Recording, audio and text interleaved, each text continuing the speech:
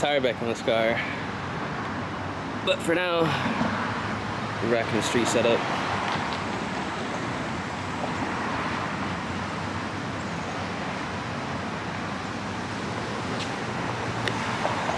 I don't know, man. I think I really am gonna get the same wheels again.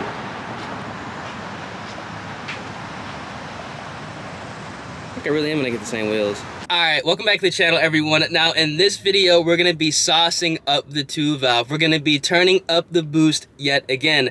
We're gonna be dropping from a 2.87 to a 2.7 Griptec pulley in hopes to gain around 1.5 pounds of boost. The car is making 13.5 pounds of boost right now, and the dyno, it makes 437 wheel horsepower. The car runs pretty strong for 437. So if we go ahead and increase the boost by 1.5 pounds, we should be at 15, which should be netting us around, on paper, 470 wheel horsepower, which is going to really go ahead and put this car where I want it. So all that being said, if you guys enjoy the content of the channel, want to see more, make sure you guys drop a like on the video, subscribe to the channel, and turn those post notifications, man. We're gonna head over to the shop because we're gonna swap this all at the same time, and hopefully if we have time, go ahead and get the car dynoed. If not, oh well. So you guys see here we have the Gates RPM belt. It's a 106 belt. We have like a 106.5 on the car right now, and we have the Griptec 2.7 pulley on here. I've actually had this, hopefully it focuses. There we go, you can see it. I've had this for like a month, just waiting for the belt. Now we got the belt, so we're gonna go ahead and sauce the 2-valve. So should be about a 1.5 pound boost increase, 470 wheel horsepower, according to what the dyno says. All right, it's like 7-8 hours later, and well, I messed up. Not really, but I'm gonna go ahead and take full responsibility for this because I actually learned 2 valuable lessons that I wish I knew a couple months ago. I would definitely went ahead and planned the attack on the 2-valve build a lot differently. Now, number one, I learned that I actually don't have a Vortech V1 TI trim supercharger. I actually have a Vortech V1 S trim supercharger. This supercharger was actually went ahead and made back in 2001. That's what the stamp says. I'm gonna go ahead and show you guys that, which is kind of crazy. And it was transformed from a V1 S to actually V2 components.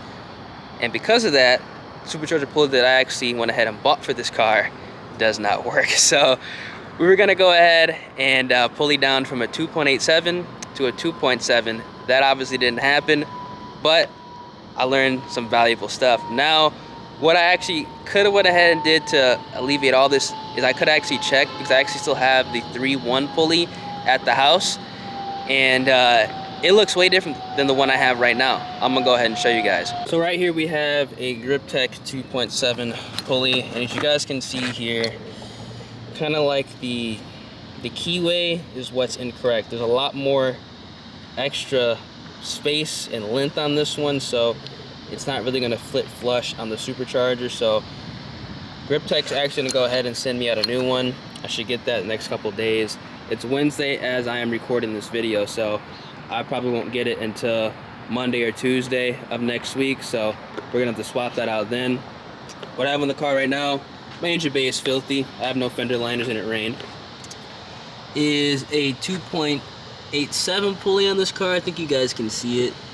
Yeah, you guys can see it right there. Focus. Yep, right there. 2.87 on the Vortech V1, which is now a V2 S trim. You can see here the stamp, 2001. This is a dinosaur head unit. It was rebuilt a couple years ago, so that's good. But we're gonna have to go ahead and pull this thing down for it to make some steam, which, you know, it is what it is. I also learned today, I guess 3 things I learned today, is that on the dyno, when you actually dyno the car with the radial on, you actually, you know, the dyno will read a lower horsepower number. And with, you know, the radials, the 28-inch tall radials, which I'm actually going to be getting rid of and switching over to a 26, with the PSI that they're at like 22 PSI. When they're on the dyno, like 22, 25. You actually lose about like 17 to 20 wheel horsepower on the dyno. So this car literally makes like 454 wheel horsepower On the lower end, it makes 454, which is good. And it definitely kind of makes sense because if you guys saw the runs that I did with this car, which I highly recommend you guys going ahead and doing so, this car is running very strong for 437. Obviously 437 versus 450 ain't really that big of a deal, but you know, it does make sense. I mean, this car it's moving out for a 2-valve. It really is moving out for a 2-valve.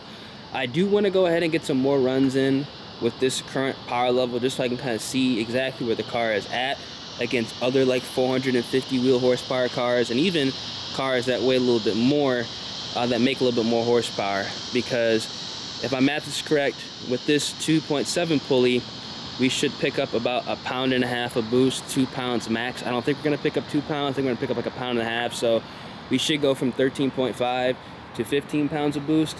And previously in the dyno, the car made like 380 wheel. Let's say it made, okay, 400, because that's, you know, what it actually would have put it at, which is about spot on for 11 pounds of boost with a stock motor 2-valve. If my math is correct, we should pick up about 33 wheel horsepower. So this car is gonna be around, you know, upper 480 wheel, which is gonna be pretty spicy for the stock bottom end. So we'll see how that goes. I know a lot of guys would probably say just to leave the car where it is right now. 450 is plenty of horsepower. It really is plenty of horsepower for this car. The cars that you normally run into, unless you literally go looking to go race cars, I mean, 450 wheel and a car that weighs, this car has some weight reduction. It probably weighs 3250 with me inside of it. That's plenty of power. And it also makes around like 420 torque. So it's pretty stout for a 2-valve. Pretty stout for a 2-valve stock bottom end. I'm gonna go ahead and show you guys the belt we got for this car, because if you guys are wondering what you would need with the 2.87, the belt in the car right now is a Gates RPM belt. It's a 106.6 inch belt. And the belt we're gonna be swapping over to is the same RPM belt, but a 106, just 106 flat. Usually you wanna go down 0.5. So we're gonna go down to the 0.5 with the Griptec to make sure this thing is tight and we don't have any belt slip. I don't have any belt slip with this pulley on it right now. This belt's been on the car for about 8 months. That is a long time, believe it or not. So I definitely wanna go ahead. If I don't decide to go ahead and pulley down, I'm probably gonna get a fresh belt on here soon, because it is spinning pretty fast. It's doing its job right now. Not really noticing any belt slip. I'm consistently getting around 12.5, 13.5 pounds of boost, depending on how far I ring it out. Usually I'm shifting at like 62, 63, so it's pretty spot on with the power it should be at. So, man, it's pretty solid. I'm really happy with it. This setup is, you know, tried and true.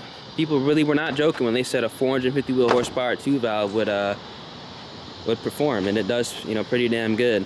I'm actually gonna go ahead and put on a new radial with this car as well. I'm gonna go back to a 275/50, so pretty much a 26 tall tire. The street tires I have right now, these Federals, I mean, they're doing pretty decent. I'm not gonna lie, they are kind of doing pretty decent. Anything over 40 roll, they're okay. 40 they spin, but we're gonna go back to a 26. So we get the RPMs we need, and so the car actually moves out how it should. So the 28s that I have in the car right now are gonna be for sale. But yeah, the setup is pretty solid. I'm happy with it. Just gonna make some, you know, tweaks here and there. Just pretty much just doing this just to see how far I can push the stock bottom end, and you know, have some fun before the built motor is pretty much assembled, which hopefully should be soon.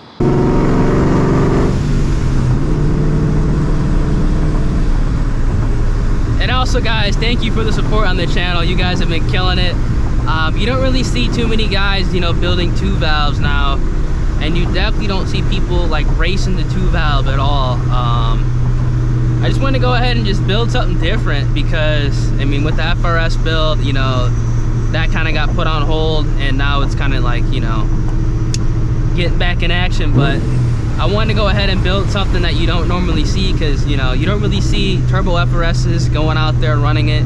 You definitely don't see 2-valve Mustangs anymore going out running it. So I want to go ahead and have something, you know, different, and kind of show, you know, what you can do, you know, with a car that, you know, is old. I mean, yeah, these cars are old as hell, but as you guys see from the vids, I mean, they can get down. That's the one thing I do like about like a build like this, is like you don't really know what to expect.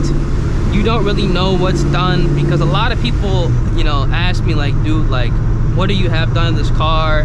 It's got to have a mod list like a football field long, and I mean, it's really just a basic setup, just boost and just long tubes. Like, that's quite literally all this setup is. Obviously spark plugs, but like, you know, that doesn't really matter. It's not like a, you know, a Gen 2 Mustang or a Gen 3 Mustang build that, you know, you can literally like guess what people have done, you know. Not to talk shit, because obviously I'm a Mustang person in, you know, in general, and honestly, I'm gonna be completely honest with y'all. If I just wanted to go fast and I was tired of building cars, I'd get a Gen 2 or a Gen 3 Mustang and just boost it, just straight up. I really would.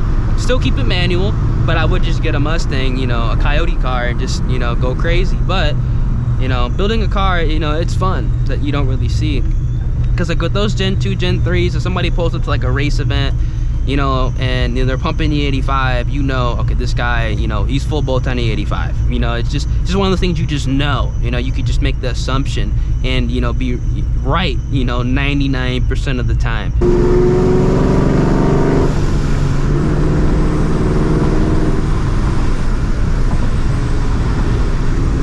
But let me know down in the comment section, fellas, like, if you had the choice, if money was not the issue, would you go ahead and build like an older car, or would you just go all out with the newer car? I'm curious.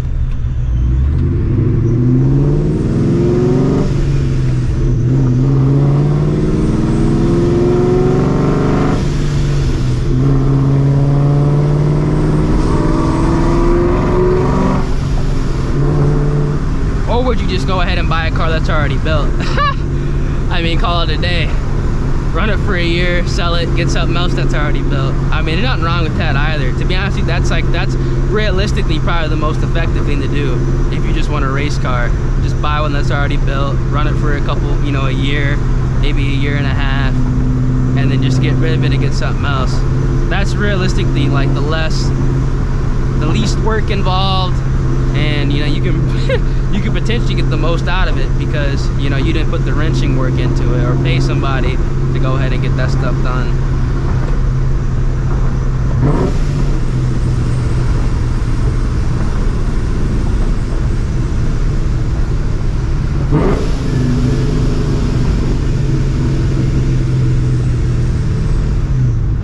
I still want to get dumps on this car, but I think I'm gonna wait for when the car is cammed to do that. I still want to get dumps. I think the car would sound ridiculous with dumps. I already know the car is loud as fuck now, but with dumps, this thing would be wild.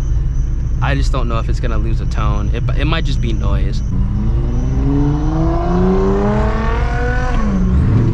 And that charger, man, that V6 Charger going crazy.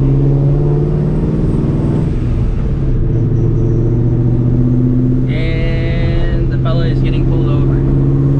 That's a bitch. Wow. And he's getting pulled over. I don't know if y'all can see this, but that fool is literally getting pulled over.